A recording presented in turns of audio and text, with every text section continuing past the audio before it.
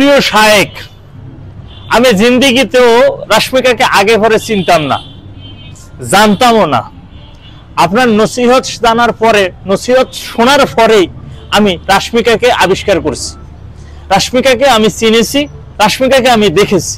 এবং সেদিন আপনার এই নসিহত শোনার পরে আমি রাশমিকাকে নিয়ে সার্চ দিয়েছি বিভিন্ন ওয়েবসাইটে। রাশমিকাকে আসলে এত এত এত সুন্দরী একজন নারী, এত সুন্দরী একজন যুবতী, এটা আমার আসলে কল্পনারও বাইরে ছিল। তবে আমি আপনার নসিহত মোতাবেক আমি তার দিকে খুব সুন্দর আল্লাহর নাম নিয়ে আমি খুব পবিত্র নজরে, আমি সুন্দর নজরেই তারে দেখছি।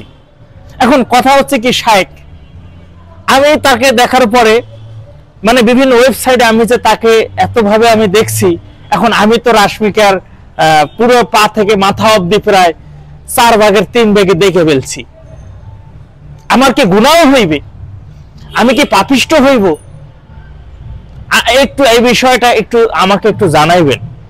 আবার দেখলাম আপনি শায়েক ক্ষমা চাইছেন, রাশমিকাকে নিয়ে যে বক্তব্য দিয়েছেন সেজন্য আপনি ক্ষমা চাইছেন, বলছেন যে আপনার মাথার সমস্যা ছিল, আপনি অসুস্থ, সেই কারণে আপনি ক্ষমা প্রার্থী, আপনি ক্ষমা চাইতেছেন। এখন আমার কথা হচ্ছে, আপনার নসিহত জানার পরে, আপনার নসিহত শোনার পরে শায়েক, আমি তো তার প্রায় 4 ভাগে 3 ভাগে দেখে খেলছি।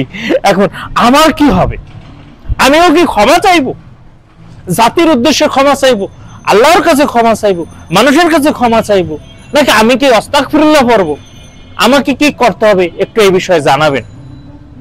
আপনার মতন এত বড় মাপের একজন মাওলানা এবং একজন মুফতি, যার নসিহত জানার পরে যদি না মাইনে চলি, তাহলে আমার কি ঈমান থাকবে? এই বিষয়টা একটু জানাবেন।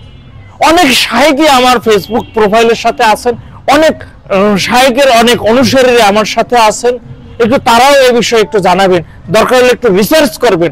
আমি কিন্তু কোনোদিনও বিশ্বাস করেন, আমি আগে পরে কখনোই, হয়তো বা থাকতে পারে না মানুষের বিষয়ে, যে রাশমিকা একজন নায়িকা, আমি তাকে চিনি না, আমি তাকে জানি না, কিন্তু শায়েকের নসিহত জানার পর থেকে তিনি বলছেন যে তার দিকে যেন আমি আল্লাহর নাম নিয়ে একটু সুন্দর দৃষ্টিতে আমি দেখি, যে দেখো কত সুন্দর একটা মানুষ।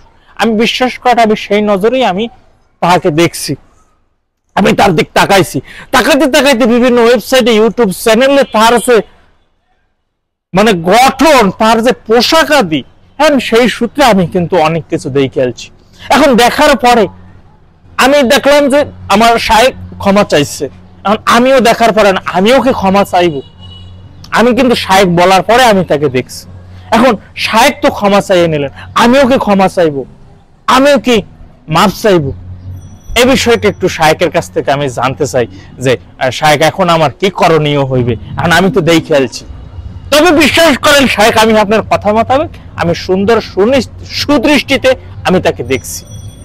এখন আপনার কাছে আমার প্রশ্ন, এবং আপনার অনুসারী বা আপনার মতো করে অন্য কোনো শায়েকের কাছে আমার প্রশ্ন, আমার কি গুনাহ হইবে কিনা, এবং আমিও কি শায়েকের ন্যায় ক্ষমা চাইবো কিনা?